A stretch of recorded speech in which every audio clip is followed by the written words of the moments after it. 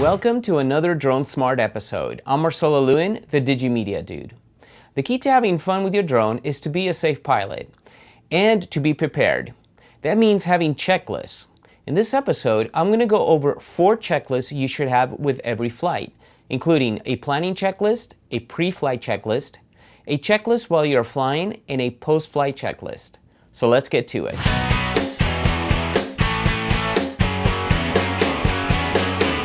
Our first checklist is the planning checklist, and this is the checklist that you will create and follow before you get to on site. You want to make sure everything's planned for correctly. So what you want to do is you want to plan your route. You want to know where you're going to be flying to and from, and make sure that you tell your spotter that as well. You want to have an emergency plan in place just in case something can go wrong. For example, if you have a flyaway where the drone just takes off, who's going to stay with all the other equipment you have in the park or the location you're at? And who's going to go to try to recover it? How are you going to recover it? So make sure you have some sort of emergency plan in place. For those of you that are going to be using your drone for filmmaking, create a shot list. Don't just go up there and start videotaping everything and anything, because then you're going to have hours and hours of footage to edit and go through, and you may not find exactly what you wanted to shoot. So have a shot list ready of the kinds of shots you want to take. For example, if you want to do a vertical elevator shot or you want to do a wire shot.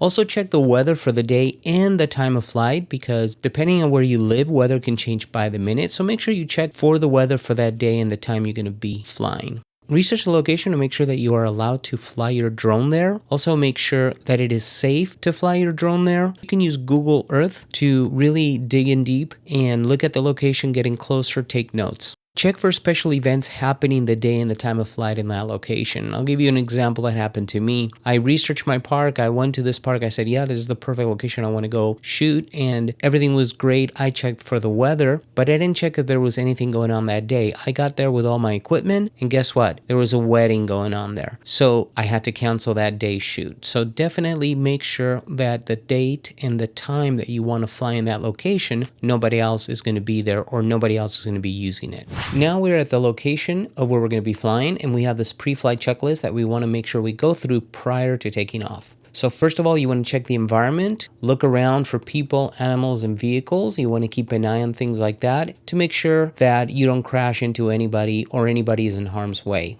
You want to discuss the flight plan with your spotter if you're doing FPV, but regardless, you always want to discuss your flight plan with somebody else so they know exactly what's going on, where you're going to be flying to and coming back to, and if anything happens, what to do next. Make sure you are not flying in prohibited space, and this portion really should have been done in your planning phase, but just double check to make sure that you are not flying in a prohibitive space. Next, you want to check your airframe. You want to make sure there are no scratches. You want to make sure that there are no dents, that all your propellers are properly in. You want to check your wires. Make sure that your batteries are plugged in tightly. You don't want a loose connection. When you're in the middle of a flight, it disconnects and there goes your drone. Check your props to make sure that they're correctly placed in, they're not bent. Make sure that there are no dents, and in general that they're in good working order. You want to check your controller to make sure that it is in proper working condition. You want to check your battery levels, not only for the airframe, that is the drone, but also for the controller, for your camera, if you have a camera on the drone, and for your FPV equipment.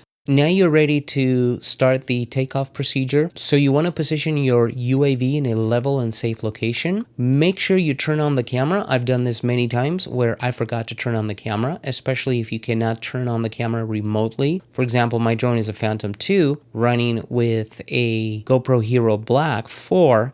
That one cannot be remotely turned on. I have to turn it on before taking off. Make sure all switches are in the correct position in all equipment. That includes your controller. You want to make sure that you're zeroed out because you don't want to turn on the drone and the elevator on the controller is in full upright position and your drone decides to take off. So make sure all switches are in the correct position. You always want to turn on the transmitter first and you want to turn it off last. And the main reason you want to do that is because when you turn on the drone, you want to bind with it and make sure that you are able to control the drone with the controller. If you turn on the drone first, prior to turn on the remote control, and the drone for whatever reason decides to take off, you have no control over it. And once it's up in the sky, you will not be able to bind with your remote control. Again, you want to turn off the transmitter last because again, you want to turn off the drone first and then turn off the transmitter. Make sure you start recording. If you cannot do a remote record, make sure you start recording prior to takeoff. Then you want to power on your engines. Of course, you don't want to turn on your camera or your recording while your props are spinning. And prior to takeoff, check for nearby people, animals, vehicles, airplanes, etc. Make sure it's safe for everybody. Then you want to throttle up and hover. Do not throttle up and take off immediately. Never do this. Why do you want to do that? Because you want to test. You want to test your yaw, your roll, and your pitch controls.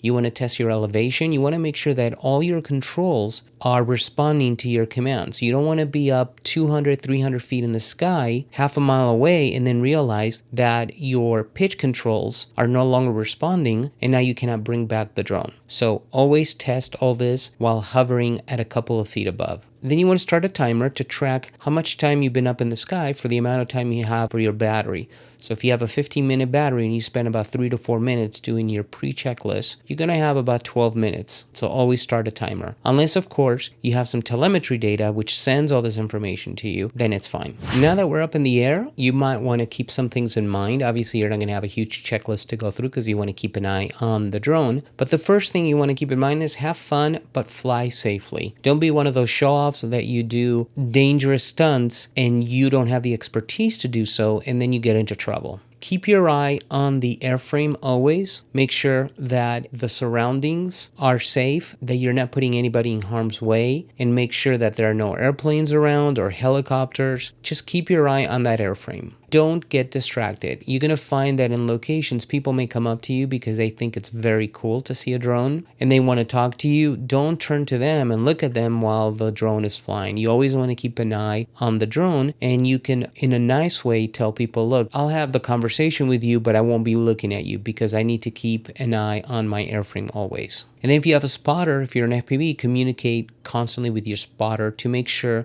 the environment is okay for you to continue flying. And then, of course, like I said, and I'm going to repeat this again, keep an eye out for airplanes and other flying vehicles. They have the right of way. Never mess around with that. You don't want to appear on the news because you decided to follow a helicopter. Then you get the FAA on your case. And then land safely. What do I mean by land safely? Land in a spot that is safe. You've seen the videos where people grab drones with their hands. Don't do that. Yes, 99% of the time nothing's going to go wrong, but there is that 1% that will go wrong. For example, if you search on YouTube for a video of Enrique Iglesias in concert drone, just type that into Google, you will see what happens when you try to catch it and you don't know what you're doing. You'll get your finger cut off. Okay, we're done with our flight and we just landed safely. So now we're going to go through a post-flight checklist. The first thing you want to do is disengage your motors. Make sure that they are turned off. You want to go ahead and remember to stop the recording. I've done this many times where I forgot to stop the recording, and I have beautiful footage,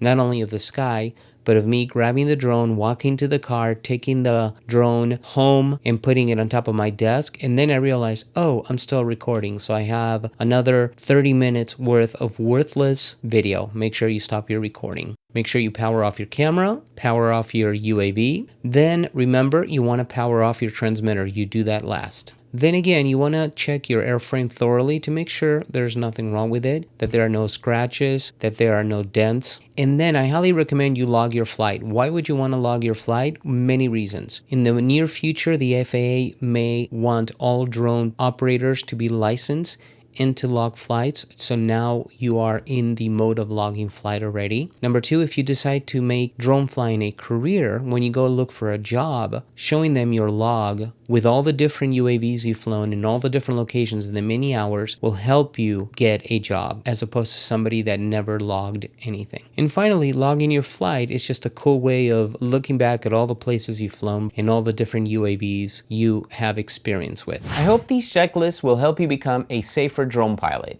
If you enjoyed this video, please remember to like it or rate it. If you have any questions, comments, or opinions, please leave them below. Finally, remember to subscribe to my YouTube channel, follow me on Vimeo, or check out more videos like this one on digimediadude.com. So until the next episode, I am Marcelo Lewin, the Digimedia Dude. Cheers, everyone.